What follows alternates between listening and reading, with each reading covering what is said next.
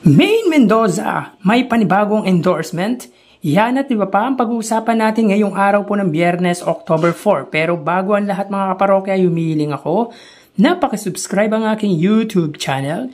Pakiclick ang bell icon para una kayong manotify sa mga bagong video na ilalabas ko. At pakidamay nyo na din na i-follow ang aking Facebook page na Mega TV at ang aking TikTok account na Kaparokya TV. Maraming salamat! So mga kaparokya, umpisahan natin ang ating kwentuhan sa prizes na ibinigay ng dalawang noontime show kahapong episode. Pero syempre, quick recap tayo. Last Monday ay may total sila na naipamahagi na 247,000. 192 dito ay mula sa Eat Bulaga at ang 55,000 naman po ay sa Eat Showtime. For Tuesday episode mga kaparokya, sila po ay nakapagbigay ng 295,000 combined prizes kung saan ang 225,000 dito ay mula sa Eat Bulaga at ang 70,000 ay sa Eat Showtime. In Wednesday episode, they were given of combined prizes with total of 263,000. Mga kaparokya, ang 208,000 dito ay galing sa Eat Bulaga at 55,000 naman po sa Eat Showtime. And if we gathered it, mga kaparokya, they give an amount of 805,000 total combined prizes. So, ang 625,000 here is from Eat Bulaga and 180,000 is in Eat Showtime. So, dito naman tayo sa prizes na nabigay nilang papremyo para sa araw ng Huwebes. Kahapon po ito, mga kaparokya. So, may kita dito, ang Eat Bulaga po ay may papremyo na 180,000. At ang Eat Showtime naman po ay 15,000 pesos. What? Maliit lang to para sa malaking production at sandamakmak na advertisers at sponsors. Pero, sa pagkakaalam ko mga kaparokya ay 5,000 lang ang naibigay sa winner ng throwbacks dahil hindi po nakuha ang jackpot. Pero maliit pa rin po to kung tutusin mga kaparokya. Anyways, that time ay nakapagbigay ang dalawang noontime show ng pinagsamang papremyo na 205,000 pesos. So bali in 4 days episode mga kaparokya ay may total na 1,010,000 na ang naipamigay ng dalawang noontime show kung saan ang 805,000 dito ay galing sa Eat Bulaga at 195,000 naman po sa Eat Showtime. Punta naman po tayo mga kaparokya sa highest views ng dalawang noontime show kahapon. So this week mga kaparokya ay hindi pa rin po na-meet ng Eat Showtime ang daily average views nito na 100,000 while ang Eat Bulaga in 3 days episode ay na-meet po nila ang 80,000 daily average nila. So ito po ay kuha kahapong episode mga kaparokya. Sa oras na 1:36 PM sa segment na Throwbacks, ang Eat Showtime po ay may 63,000 viewers. Pero clarification lang po mga kaparokya, this number of views mga kaparokya ay late na po yan. Dahil during the time po na nagkakonduct po tayo ng online viewership ay umabot po ng 70,000 viewers. I did not know mga kaparokya kung tumaas pa yun.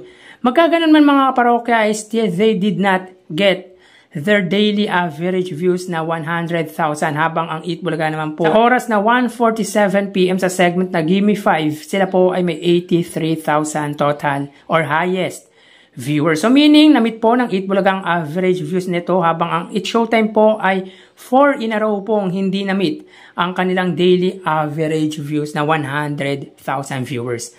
One of the top reasons mga kaparokya ay wala si Vice Ganda dahil iba din talaga kapag nandyan ang presensya ng main host nito. And of course, dahil sa hindi live ang episode nito, kung kaya't hindi nila nakukuha ang average views na 100,000.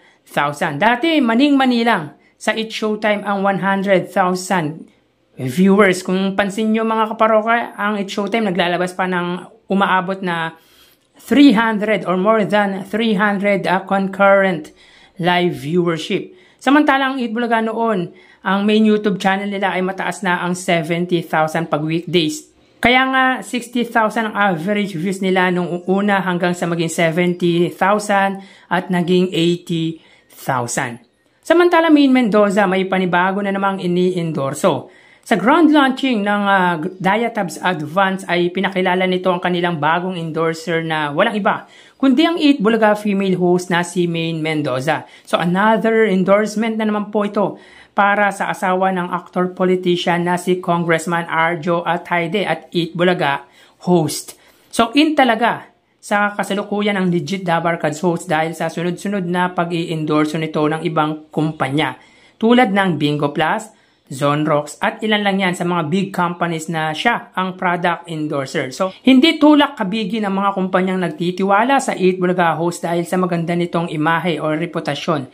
Dahilan kung bakit patuloy na tinatangkilik ng malalaking kumpanya. Well, mga parokya, pansin nyo din naman si Bossing Vic Soto, ang in-demand din nito sa malalaking kumpanya na masasabi nating nagtitiwala kahit na may edad na ang bossing ng Eat Bulaga. Parang wala na akong nakikita na may edad na product endorser ng isang malaking kumpanya, kundi si Bossing Vic Soto. Or mag-suggest nga kayo mga parokya kung sino pa yung mga may edad na lalaki na product endorser ng isang malaking kumpanya. So yun yung mga parokya, malaki talaga ang naitutulong ng magandang reputasyon, imahe at credible na endorser. At isa nga dyan, si Maine Mendoza at Bossing Vic Soto.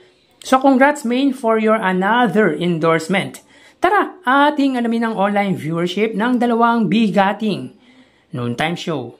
Para sa Eat Bulaga under TVJ Facebook page na may 2.6 million followers at sa It Showtime naman po na may 18 million followers. So as of 1:01 PM ang It Showtime po ay may kasalukuyang segment na Kaloka Like. Samantalang ang Eat Bulaga naman po, sila po ay may kasalukuyang segment na Sugod Bahay, mga kapatid. So hanapin po muna natin ang live ng Eat Bulaga.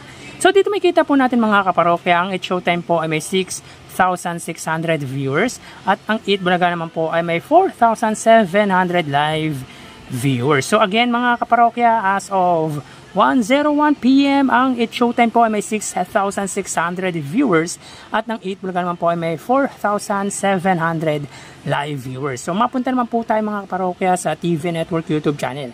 At unahin po natin ang It Showtime under po yan sa GMA Network YouTube channel na may 36.6 million subscribers.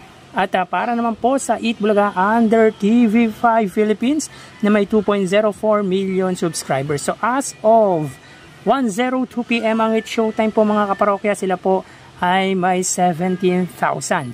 Samantalang ang Eat Bulaga naman po, sila po ay may kasalukuyang 32,000 viewers. So again, as of 1:02 PM ang It Showtime po under GMA Network, sila ay may 17 or 18,000 viewers at ang Eat Bulaga naman po, sila ay may 32,000 live viewers.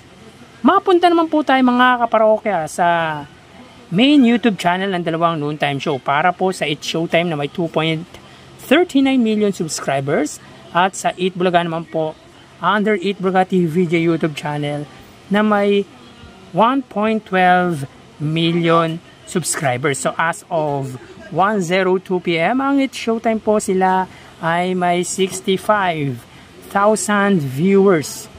Ang Eat Bulaga naman po, sila ay may 77,000 live viewers. So again, as of 1:03 PM ang It Showtime po, sila ay may 65,000 live viewers at ang Eat Bulaga naman po ay may 77,000 live viewers. So bali ang total na nakuha ng dalawang noontime show ay mga kaparokya, bago natin bigyan total live viewers ng dalawang noontime show ay humiling ako na pakisubscribe ang aking YouTube channel. Pakiclick ang bell icon para una kayo ma-notify sa mga bagong video na ilalabas ko. At pakidami nyo na din na i-follow ang aking Facebook page na Mega TV at ang aking TikTok account na Kaparokya TV. Maraming salamat! So bali ang total na nakuha ng It Showtime ay 89,000 viewers. 6,000 para sa kanilang Facebook Live, 18,000 sa TV Network YouTube channel at 65,000 naman po para sa kanilang main YouTube channel. Ang Eat Bulaga naman po ay nakakuha ng total na 113,000 viewers.